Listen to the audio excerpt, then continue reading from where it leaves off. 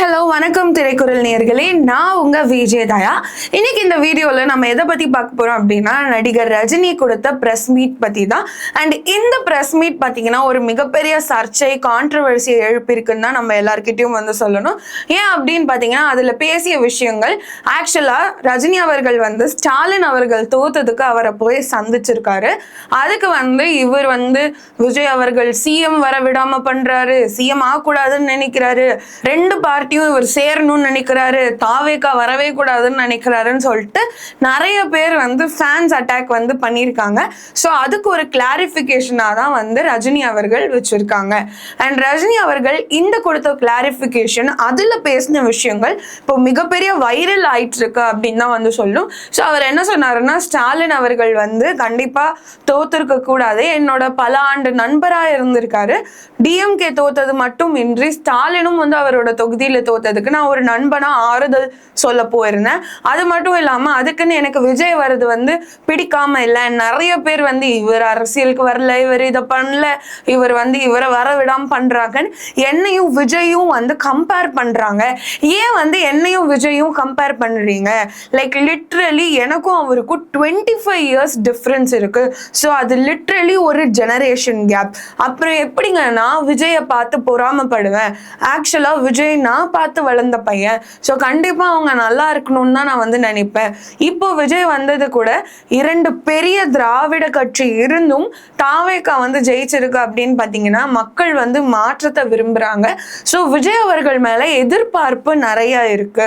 அந்த எதிர்பார்ப்புக்கு ஏற்ற மாதிரி அவர் நடந்துக்கணும்னு நான் வாழ்த்து தான் சொல்றேன். அண்ட் ரஜினி ஏன் வந்து வாழ்த்து சொல்லலைன்னா, என்னோட ட்விட்டர் பக்கத்தை போய் பாருங்க. இந்த மாதிரி விஜய் அவர்கள் ஜெயிச்ச உடனே நான் தான் முதல்ல வாழ்த்து போட்டேன் அவருக்கு, சிஎம்க்கு நன்றின்னு.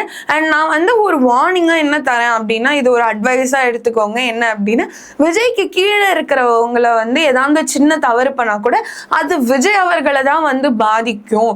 ஸோ கண்டிப்பா வந்து இவங்க ஜாக்கிரதையா இருக்கணும். ஸோ தட் விஜய் வந்து அஃபெக்ட் ஆகாம இருக்கு. ஏன்னா விஜயை வந்து இந்த உலகமே திரும்பி பார்க்குது, விஜய் அவர்கள் என்ன பண்ண போறாங்க அப்படின்ற ஒரு லைம் லைட்ல இருக்காங்க. ஸோ அந்த பொசிஷனை வந்து அவர் நல்லா பண்ணணும் அப்படின்ற மாதிரி தான் அவர் சொல்லியிருந்தாரு. இதை வந்து விஜய் அவர்களுடைய ரசிகர்கள் தவறா புரிஞ்சுட்டு ரஜினி அவர்கள் மீது அட்டாக் தெரிவிச்சிட்டு இருக்காங்க அப்படின்ற மாதிரி செய்தி வந்துட்டு இருக்கு. ரஜினி அவர்களை தூங்க விடாம, நிம்மதியா சாப்பிட விடாம, இந்த மாதிரி மாறி மாறி வந்து பாட் காமெண்ட்ஸ் வந்து ரெடி பண்ணிட்டு இருக்காங்க. இன்ஸ்டாகிராம்ல, ட்விட்டர்ல, யூடியூப்ல ரஜினி அவர்களை வந்து அவ்வளோ ஹார்ஷ் வேர்ட்ஸ்ல வந்து பயன்படுத்தி அவங்களை வந்து திட்டி தள்ளுறாங்க. இதுக்கு காரணம் எப்படின்னா, ஜெனரேட்டட் பாட் ரிப்ளைஸ் வந்து இவங்க ஆட்டோமேட்டடா வந்து கிரியேட் பண்ணியிருக்காங்க. ஸோ அந்த பாட் இது வந்து ஒரு கமெண்ட்டுக்கும் ஒரு ஃபீடுக்கும் ஒரு நிமிஷத்துக்கும் ஆட்டோமேட்டிக்கா ஜெனரேட் ஆகி அது வந்து ப்ராசஸ் ஆயிட்டு இருக்கு. நள்ளிரவுல, அதிகாலையிலன்னு ஒரு நேரமே இல்லாம மினிட்டுக்கு ஒன்ஸ் வந்து இந்த மாதிரி பாட் அட்டாக் நடந்துட்டே இருக்கு. இப்படி ஒரு தமிழ்நாட்டின் சூப்பர் ஸ்டார் ரஜினிகாந்துக்கே இந்த நிலைமையா அப்படின்ற மாதிரி விஷயம் வந்து எல்லாரும் வந்து பாக்குறாங்க. ஏன் விஜய் ஃபேன்ஸ் வந்து எதுவுமே புரிஞ்சுக்க மாட்டேங்கிறாங்க?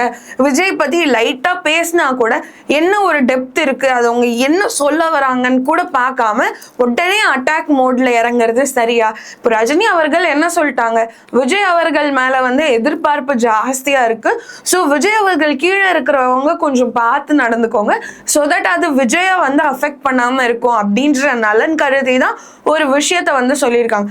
அதே மாதிரி விஜய் அவர்கள் என்ன செய்ய போறாரு அப்படின்ற ஒரு எதிர்பார்ப்பு வந்து இருக்கதான் செய்யுது.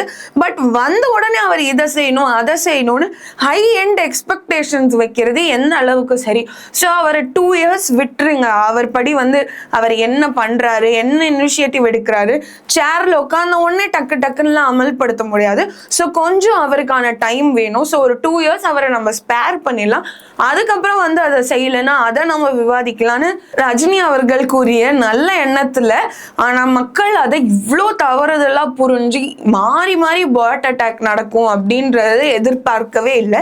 அது மட்டும் இல்லாம இது குறித்து கமல் அவர்களிடமும் வந்து கேள்வி கேட்டிருக்காங்க. அவர் வந்து மதுரை ஏர்போர்ட்ல செய்யானோட லான்ச்சுக்கு வந்து போயிருக்கும்போது இந்த மாதிரி கமல் அவர்கள் கிட்ட கேட்கும்போது, விஜய் வந்து என்ன பண்ணுவாரு அப்படின்னு சொல்லிட்டு 6 நாள்ல இல்லை இந்த 10 நாள்ல நம்ம சொல்லிட்டோம் அப்படின்னா அது ஒரு ஜோசியமா தான் இருக்கும், நம்ம வெயிட் பண்ணி தான் வந்து பார்க்கணும்.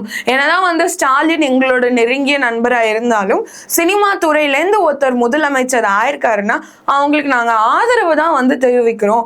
நாங்க எப்பயுமே வந்து அவருக்கு அகெயின்ஸ்ட் கிடையாது. ஸோ நலத்திட்டங்கள் அந்த மாதிரி விஷயங்கள்லாம் பண்ணும்போது அவர் வந்து பார்த்து பண்ணணும். அண்ட் இந்த தமிழ்நாட்டுக்கு பார்த்து ரூல்ஸ் அண்ட் ரெகுலேஷன்ஸ் ஆர் அந்த லாஸ் போடுறதெல்லாம் பார்த்து இருக்கணும். அந்த ஒரு அக்கறை தான். ஏன்னா விஜய் எங்களோட ஜூனியர். ஸோ அஸ் சீனியர் ஆக்டர்ஸாக நாங்கள் வைக்கிற வேண்டுகோள் இதுதான். இது ஏன் வந்து விஜயோட ஃபேன்ஸ் வந்து விஜயோட ஃபேன் பேஜஸ் வந்து தவறாக புரிஞ்சுட்டு உடனே வந்து ஒரு சீனியர் ஆக்டர்ஸை வந்து அட்டாக்குள்ள தள்ளுறாங்க, அட்டாக்ல எறிகிறாங்க அப்படின்ற விஷயம் தெரியல. இதனால ரஜினி ரொம்பவே வந்து மன உளைச்சலுக்கு ஆளாயிருக்காரு. ஆக்சுவலாக அவர் கிளாரிஃபிகேஷனுக்கு தான் அந்த ப்ரெஸ் மீட் வச்சாரு. பட் அதில் சொன்ன விஷயங்கள் இவ்வளோ பூகம்பமாக இவ்வளோ வைரலாக வந்து வெடிக்கும், அது அவருக்கே வந்து அகெயின்ஸ்ட் ஆகும் அப்படின்ற விஷயத்த அவர் நினைச்சு கூட பார்த்துருக்க மாட்டாரு. ஸோ ஆடியன்ஸ் ஆகிய நீங்களும் வந்து ஏதாவது ஒரு கருத்தை வந்து வைக்கிறீங்க அப்படின்னா கண்டிப்பா வந்து யோசிச்சு அடுத்தவங்களுக்கு ஹர்ட் பண்ணாம வந்து வைங்க. அண்ட் ஆஸ் ஆடியன்ஸ் இன்னைக்கு எல்லாருமே சோஷியல் மீடியா யூஸ் பண்றோம். ஸோ ரெஸ்பான்சிபிளா நம்ம யூஸ் பண்ணா பெட்டரா இருக்கும் அப்படின்ற கருத்தோட இந்த வீடியோவை நான் வந்து முடிச்சுக்கிறேன். இதே மாதிரி நிறைய சினிமா அப்டேட்ஸ்லாம் நீங்க பார்க்கணும்னு நினைச்சீங்கன்னா மறக்காம திரைக்குறள் சேனல்லையும் வந்து சப்ஸ்கிரைப் பண்ணிக்கோங்க. This is Vijay Daya signing off. Tata.